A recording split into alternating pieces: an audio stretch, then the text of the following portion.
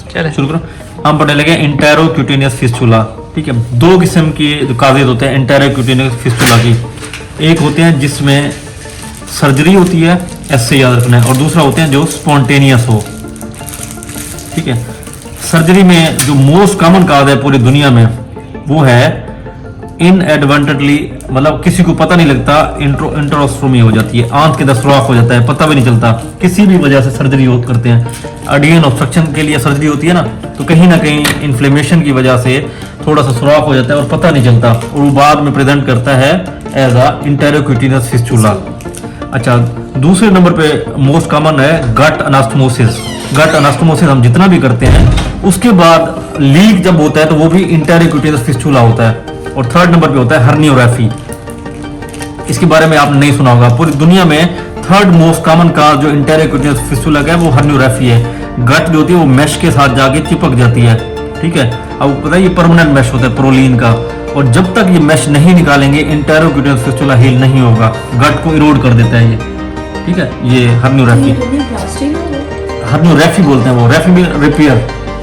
Plastic तो term use करते हैं ना, उन्होंने एक ब्रॉड टर्म यूज की हुई है कि हर्निया की सर्जरी के बारे में हर्नियोग्राफी का है। स्पॉन्टेनियस में तीन मोस्ट कॉमन काज है उसमें, ना स्पॉन्टेनियस की जो है तीन जो मोस्ट कॉमन काज हैं उसमें पहले नंबर पे आता है रेडिएशन, मलिग्नेंसी, और तीसरा होता है इन्फ्लेमेटरी बाउल डिजीज RMI। इसके बारे में आपने सुना, अगर किसी पेशेंट ने रेडियोथेरेपी ली हो, या किसी पेशेंट को ट्यूमर हो गट का या किसी और रीजन का, या किसी पेशेंट को इन्फ्लेमेटरी बाउल डिजीज हो जिसमें मोस्ट कॉमन जो है वो क्रोन डिजीज है, तो उसके बाद फिस्टुला बनते हैं, आपने पढ़ा होगा, ये स्पॉन्टेनियस फिस्टुला बनते हैं। अच्छा, दो तीन जो क्लिनिकल बातें हैं वो बहुत अहम है। इसका रेफरेंस है mastery, Fischer mastery of surgery. दो से तीन क्लिनिकल बातें अहम है। पहली बात, अगर किसी पेशेंट को आपने गट अनास्टोमोसिस किया है, देख लो ये वाली बात सुनना, अगर किसी पेशेंट की आपने सर्जरी की है और गट अनास्टोमोसिस किया है, अच्छा, तो 5 से 10 दिन के दरमियान, 5 से 10 दिन के दरमियान अगर उसका वूंड के अंदर से कोई अजीब सा मटेरियल आना शुरू हुआ है, अगर किसी पेशेंट का आपने गट अनास्टोमोसिस किया है और 5वें दिन से लेके 10वें दिन तक उसके वूंड से अजीब किस्म का मटेरियल आना शुरू हुआ है, या वूंड हीलिंग पुअर होना शुरू हो गया एब्डोमेन की, तो आप सस्पेक्ट करें कि उसका एनास्टोमोसिस लीक हुआ है। ये उसके अंदर लिखा हुआ है। 5 से 10 दिन के अंदर अगर उसके वूंड के, उसके एब्डोमिनल वूंड के अंदर अजीब से चेंजेस आपको नजर आना शुरू हो जाए, इसका मतलब सबसे पहले जब भी एनास्टोमोसिस लीक होता है तो उसका सबसे पहले सेंट्रल वूंड इन्फेक्ट होगा। जब आप उसको खोलेंगे ना तो फिर अंदर से फीकल मैटर आना शुरू होगा। पहले वूंड इन्फेक्ट होता है। 5 से ये जितनी भी हमारे पास आप केसेस देखते होंगे ऐसे ही देखते होंगे, पहले आपको 4-5 दिन आप खुश होते होंगे कि एनास्टोमोसिस चल गया, 5वें से 10वें दिन के दरमियान उसका एब्डोमेन ब्रस्ट होना शुरू हो जाता है और अंदर से फीकुलर मटेरियल आना शुरू हो जाता है। ठीक है, 2-3 केसेस आपने अभी देखे भी हैं इसके। अच्छा, ये होता है पहली बात। और दूसरी बात कि इसकी प्रेजेंटेशन कैसे है। प्रेजेंटेशन ये होती है कि पेशेंट को फीवर होता है, एब्डोमिनल पेन होता है, उसकी गट इलियस के अंदर चली जाती है। अगर उसकी इलियोस्टोमी होगी तो इलियोस्टोमी काम करना छोड़ देगी, अगर कोलोस्टोमी होगी तो कोलोस्टोमी काम करना छोड़ देगी, फीकल मैटर कहीं और से आना शुरू हो जाएगा, गट इलियस के अंदर चली जाएगी। Fever, abdominal pain, abdominal distension और इलियस में गट चली जाएगी। ये इसके क्लिनिकल फीचर है। अच्छा, इसके अंदर भी यही है, स्पॉन्टेनियस के अंदर भी यही है। ये तो है ना कि हमने एनास्टोमोसिस किया हो पेशेंट को, हम देखते हैं कि फीवर से हम टैकीकार्डिया असेस कर रहे होते हैं, तो इस से बात कर रहे थे। और बाकी अगर किसी पेशेंट ने रेडियोथेरेपी ली है, अगर किसी पेशेंट को मैलिग्नेंसी है या इन्फ्लेमेटरी बाउल डिजीज है, तो हम सस्पेक्ट करते हैं अगर उसमें ये वाली चीजें होंगी तो इसके मतलब उसको पेरिटोनिटिस क्यों हुआ है, उसकी गट खुद ब खुद परफोरेट कर गई है, फिस्टुला बन गया है। ठीक है, अच्छा, अच्छा, फिस्टुला इसलिए कह रहा हूँ कि बाहर फिस्टुला के 2 एपिथेलियल के दरमियान, मेरी बात सुनो, स्पॉन्टेनियस में अगर किसी पेशेंट को ट्यूमर है, उसकी वो अज्यूम कर रहे होते हैं कि उसकी कोई ना कोई सर्जरी हुई होगी, सर्जरी के बाद ही उसको कीमोथेरेपी रेडियोथेरेपी चलती है ना। बहुत कम केसेस में आया जो प्री ऑप हम करते हैं, लेकिन हम सर्जरी करने के बाद ज्यादातर रेडियोथेरेपी करते हैं। सिर्फ ब्रेस्ट के केसेस में है ना कि न्यू एडजमेंट देते हैं। गट के केसेस के अंदर कभी आपने सुना है कि पहले हम उसको रेडियोथेरेपी देंगे, कीमोथेरेपी? सिर्फ एनल कार्सिनोमा के अंदर है कि उसको न्यू एडजमेंट देते हैं। बाकी सारे ट्यूमर्स के अंदर वो सर्जरी करते हैं और बाकी जो बच जाते हैं लिम्फ नोड या कुछ जो ट्यूमर बच जाता है जो इरेसेक्टेबल होता है उसकी रेडियोथेरेपी करते हैं। उस सेंस के अंदर उसका इंसिजन वगैरह दिया होता है, उसकी इंसिजन वगैरह दिया होता है ना आप लोगों ने, उस सिनेरियो के अंदर वो जो फिस्टुला बनता है वो स्पॉन्टेनियस बनता है। स्पॉन्टेनियस मतलब है उसकी सर्जरी नहीं हुई, समझ आइए? ठीक है, वो ठीक है। मैं ये पूछना चाह रहा हूँ इंटेरोक्टेनियल फिस्टुला, इसकी मुकम्मल डेफिनेशन क्या है? डेफिनेशन ये है कि जो गट का एक ल्यूमन है वो हमारी स्किन की एपिथेलियम से कनेक्टेड है। तो अक्सर स्किन पे तो नहीं आ रहा होता, अंदर ही होता है। तो स्किन से किसी न किसी तरीके निकलेगा ना, चाहे आप ड्रेन डालोगे या कुछ बनेगा, इंटेरोक्टेनियल फिस्टुला बन जाएगा वो। जैसे अब ये टाइफाइड के लिए हम नास्मोसिस कर हाँ।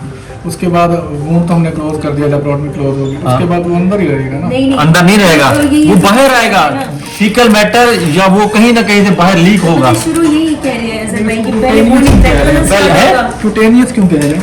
क्यूटेनियस इसे कह रहे हैं कि गट का कंटेंट क्यूटेनियस से बाहर आ रहा है, इस वजह इंटेरोक्टेनियल स्किन से बाहर आएगा। हाँ स्किन से बाहर आएगा, और कहाँ से बाहर आएगा? ये जो पेशेंट मोहम्मद बख्श मास्टर ने लिखी है, अगर आपने पेशेंट का इलियोस्टमी की हुई है, सॉरी एनास्टोमोसिस किया हुआ है, और आपको उसके ड्रेन के अंदर या वैसे उसके एब्डोमिनल जो वुंड है उसके अंदर से बाइल आना शुरू हुआ है या फीकल मैटर आना शुरू हुआ है, तब भी आप सस्पेक्ट करें कि उसको इंटेरोक्टेनियल फिस्टुला बन गया। अच्छा, फिर इसके लिए कैसे डायग्नोज करते हैं? उसको कलर्ड केमिकल पिलाते हैं, ये भी होता है कि उसको कलर्ड केमिकल पिला देते हैं, आपको पता लग जाता है कि उसका लेवल क्या है, कितनी जल्दी आता है। अगर स्टोमक के लेवल के ऊपर फिस्टुला है वो उसी टाइम जैसे पिलाएंगे फौरन उसमें से बाहर आ जाएगा। डोडनम के अंदर है कुछ देर बाद, 1 घंटे बाद आ जाएगा, और स्मॉल बोल के अंदर है थोड़ी देर बाद आ जाएगा। कलर्ड को पिला देते हैं, मिथिलीन ब्लू पिला देते हैं, कुछ इस तरह पिला। अच्छा, इसका डायग्नोसिस कैसे कहते हैं? इंटेरोक्टेनियल फिस्टुला का जो डायग्नोसिस होता है उसके लिए 2 टेस्ट बहुत अहम है। एक होता है CT IV contrast and oral contrast, और दूसरा होता है सीटी फिस्टुलोग्राम। ये 2 टेस्ट करवाते हैं। इसमें ओरल कंट्रास्ट गैस्ट्रोग्राफिन देते हैं और आईवी कंट्रास्ट भी देते हैं। ये क्यों जरूरी है? एक तो वो फिस्टुला का लोकेशन बता देगा कि इलियम में है, जुजुनम में है, ड्यूडेनम में है, किधर है। दूसरा, अंदर कितनी कलेक्शन पड़ी हुई है एब्डोमेन के अंदर, क्योंकि सारा फीकल मैटर बाहर नहीं आ रहा होता, सिर्फ वो आ रहा होता है जो स्किन के साथ टच कर रहा होता है, बाकी अंदर एब्सेस बन रही होती है। तो सीटी आपको एक तो कलेक्शन बता देगा और दूसरा लोकेशन बता देगा। और ये फिस्टुलोग्राम क्यों करवाते हैं? जहां से वो आपको लग रहा है कि स्किन के थ्रू गट आके जुड़ गई है, तो उसके अंदर वो क्या करते हैं, जैसे मुजाहिरा के केस के अंदर वो नजर आ रहा था कि बाहर, तो उसके अंदर वो एक ट्यूब डाल के इसके अंदर डाई डाल के फिर सीटी करवाते हैं, उसको कहते हैं फिस्टुलोग्राम। या सीटी करवा लेते हैं या एक्सरे करवा लेते हैं, एक्सरे फिस्टुलोग्राम भी कहते हैं उसको, फ्लोरोस्कोपिक व्यूज होते हैं। साइनोग्राम और फिस्टुलोग्राम क्या डिफरेंस है? साइनोग्राम साइनस होता है, वो साइनस का जो बाहर होता है, एक ट्रैक होता है। इसमें ये है कि जो हम गैस्ट्रोग्राफ में डालेंगे वो गट के थ्रू मूव करके आगे चला जाएगा। आपको याद है लास्ट टाइम जो पेशेंट था, वो जो यंग पेशेंट जिसका मैं टीपी ने अरेंज किया था, डॉक्टर खुरम ने उसका कहा था साइनोग्राम करवाओ। यही है साइनोग्राम, मतलब वो ये समझ रहे होते हैं कि गट की एक साइड पे यूं ओपनिंग है और दूसरी साइड उनको नहीं मिल रही, तो इसके अंदर वो इसको साइनस समझ रहे होते हैं। बेसिकली असल इसका नाम फिस्टुलोग्राम ही है, क्योंकि ये फिस्टुला है, फिस्टुलोग्राम है, बुक के अंदर फिस्टुलोग्राम ही मेंशन है। अच्छा, अब हमने इसका डायग्नोसिस कर लिया। ब्लाइंड होता है हाँ, अच्छा, अब ये हमने कर लिया। अच्छा, 2 बातें बहुत अहम है इसके लिए जो मैंने आज पढ़ी। 10 दिन से लेके 4 हफ्ते, मतलब कितने दिन बनते हैं? 28 दिन। अगर किसी बंदे का इंटेरोक्टेनियल फिस्टुला हो गया है, उसकी पहली सर्जरी के 10 दिन बाद और 28 दिन तक उसको उसी गट को नहीं छेड़ना, समझ आइए? फिर से बताएं। अगर किसी पेशेंट का आपने, जैसे मुजाहिरा के केस के अंदर आपने देखा कि जिस दिन उसकी पहली सर्जरी हुई है, फॉर एग्जांपल उसकी 10 तारीख को सर्जरी हुई है, तो 20 तारीख से लेके अगले मतलब ये 10 दिन ये हो गए, और 28 दिन 20 अगले महीने की तकरीबन कितने बन जाएंगे? 18। ये वो दिन है, उसने कहा इसमें मैक्सिमम इन्फ्लेमेशन होगी, मैक्सिमम अडहेरेंस होगी। इस दौरान अगर आपको फिस्टुला सस्पेक्टेड है या कुछ भी सस्पेक्टेड है तो उसको कभी भी सर्जरी नहीं करनी। ये मास्टर के अंदर लिखा हुआ है। इसमें कुछ एक्सेप्शंस भी है ना? नहीं, इसमें ये लिखा है, उसने कहा है अगर हाई आउटपुट है पेशेंट, नहीं, जो भी है उसने कहा जो भी है, अगर आपका हाई आउटपुट है तो उसको ड्रेन डाल दें, फॉरिकुलर ड्रेन डाल दें। ओपन आपने वॉश नहीं करना, आपने वो नहीं करना। अब वो जिस आप देखते हैं ना कि हाइड्रोजेनिक परफोरेशन होगी, वो इस वजह से होती है। गट इतनी इन्फ्लेम्ड होगी, जहां जहां आपका हाथ लगेगा वहां बाद में परफोरेशन हो जाएगी। ये उसने लिखा हुआ है। उसने कहा 10 दिन से लेके 28 दिन, मतलब 4 हफ्ते उसने लिखा है कि आपने बिल्कुल इसमें सर्जरी नहीं करनी। आपने क्या करना है, उसको टोटल, अगर हाई आउटपुट फिस्टुला, वो बता रहा हूँ आगे, अगर हाई आउटपुट फिस्टुला आप सस्पेक्ट कर रहे हैं कि जुजनम के इनिशियल लेवल के ऊपर है, फिर पेशेंट को टोटली एनपीओ करें, पेशेंट को टोटली टीपीएन करें, और उसको सीटी गाइडेड या अल्ट्रासाउंड गाइडेड उसके पेट के अंदर ड्रेन डलवा दें, जहां भी वो लोकेशन है उसकी। अच्छा, ये हो गया।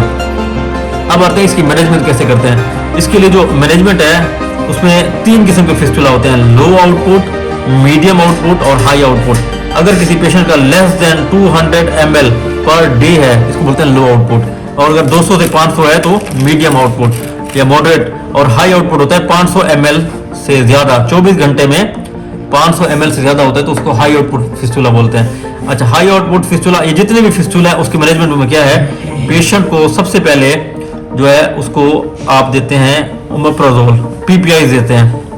ये सब फिस्टुला के मैनेजमेंट में पीपीआई देते हैं या H2 एंटागोनिस्ट देते हैं। ये क्या करते हैं, ये HCl की सेक्रेशन को कम करते हैं। वो जो ये सारा गैस्ट्रेन और इसका मैकेनिज्म होता है, ये सबको इनहिबिट करता है जिससे सेक्रेशन कम होती है। पहले हम उसको पीपीआई या H2 एंटागोनिस्ट देते हैं।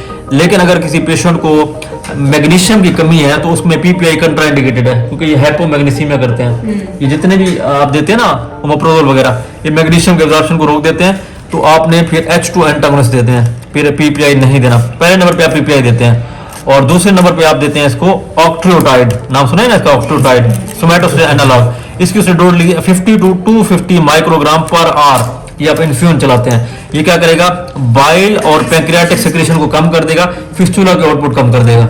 जितना बाइल और पैंक्रियास ज्यादा होगा उतना फ्लूइड बनेगा, उतना फिर वो सारा कुछ वॉश आउट करके ले जाएगा। दूसरे नंबर पे ये देना है।